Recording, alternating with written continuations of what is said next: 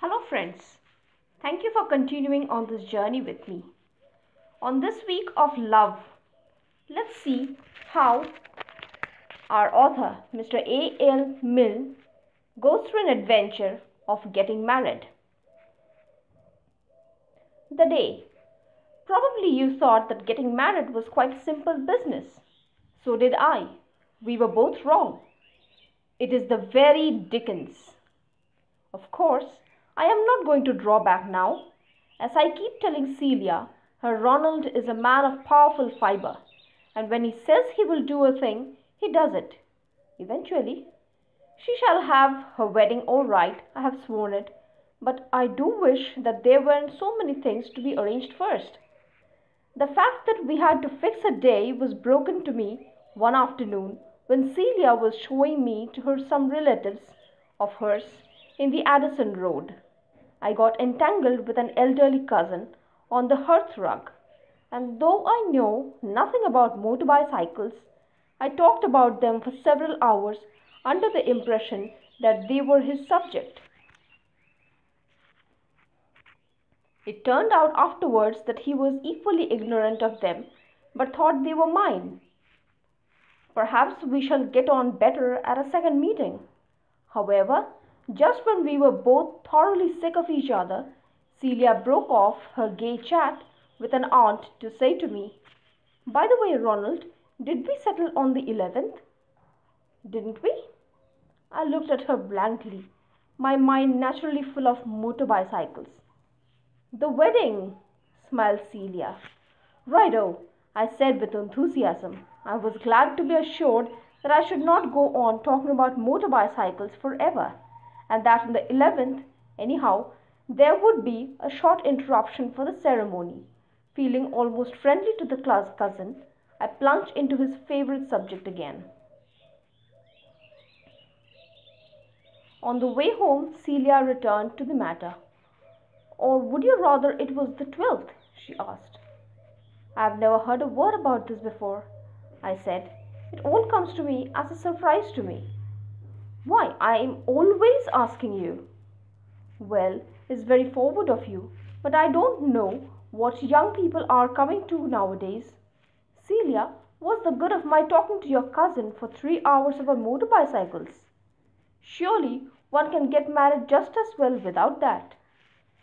"One can't get married without settling the day," said Celia, coming cleverly back to the point. "Well, I suppose we can't, but somehow I had expected to be spared all this bother." I think my idea was that Celia would say to me suddenly one evening, "By the way, Ronald, don't forget we are being married tomorrow." And I should have said, "Where?" And on being told the time and place, I should have turned up pretty punctually. And after my best man had told me where to stand, and the clergyman had told me what to say, and my solicitor had told me where to sign my name, we should have driven from the church a happy married couple. In the carriage, Celia would have told me where we were spending the honeymoon. However, it was not to be so. "All right. The 11th, I said. "Any particular month?" "No," smiled Celia. "Just any month, or if you like, every month." "The 11th of June," I surmised. "It is probably the one day in the year on which my Uncle Thomas cannot come. But no matter, the 11th, let it be." "Then that's settled. And at St. Miriam's?" For some reason, Celia had set her heart on St. Miriam's. Personally, I had no feeling about it. St. Andrew's by the wardrobe or St. Bartholomew's without would suit me equally well. "All right," I said, "St. Miriam's." There, you might suppose the matter would have ended. But no. "Then you will see about it tomorrow," said Celia persuasively. I was appalled at the idea. "Surely," I said, "this is for you or your father or somebody to arrange." "Of course it's for the bridegroom," protested Celia. "In theory, perhaps, but anyhow not the bridegroom personally, his best man or his solicitor or I mean, you're not suggesting that I myself. Uh, oh well, if you insist. Still, I must say, I don't see what's the good of having a best man and a solicitor if. Oh, all right, Celia, I'll go tomorrow. So I went. For half an hour, I padded around St. Miriam's nervously, and then, summoning up all my courage, I knocked my pipe out and entered. I said jauntily to a sexton or a sacristan or something, I want a wedding. And I added, for two. He didn't seem as nervous as I was. He inquired quite calmly when I wanted it. The 11th of June. It's probably the one day in the year on which my Uncle Thomas. However, that wouldn't interest you. The point is that it's the 11th.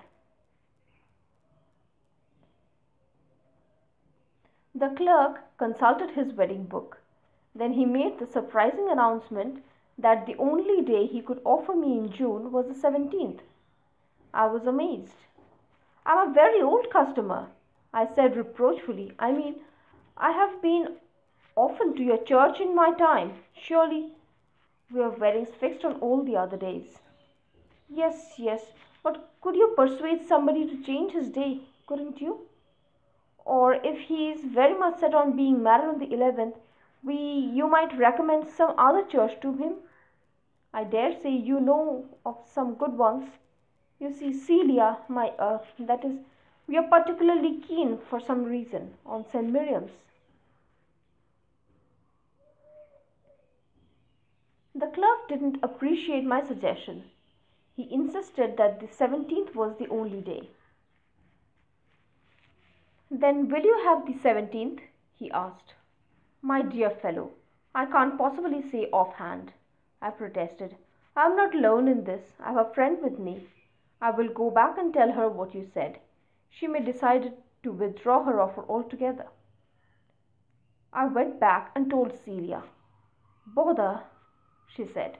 What shall we do? There are other churches. There's your own, for example. But you know I don't like that. Why shouldn't we be married on the 17th? I don't know at all. It seems an excellent day. It lets in my Uncle Thomas. Of course, it may exclude my Uncle William, but one can't have everything. Then will you go and fix it for the 17th tomorrow? Can't I send my solicitor this time? I asked. Of course, if you particularly want me to go myself, I will. But really, dear, I seem to be living at St. Miriam's nowadays. And even that wasn't the end of the business. For, just as I was leaving her, Celia broke to me that St. Miriam's was neither in her parish nor in mine, and that, in order to qualify as a bridegroom, I should have to hire a room somewhere near. But I am very comfortable where I am, I assured her. You needn't live there, Ronald. You only want to leave a hat there, you know. Oh, very well. She came to the hall with me, and having said goodbye to her, I repeated my lesson. The 17th, fix it up tomorrow, take a room near St. Miriam's, and leave a hat there. Goodbye. Goodbye. And oh, Ronald, she looked at me critically as I stood in the doorway. You might leave that one, she said.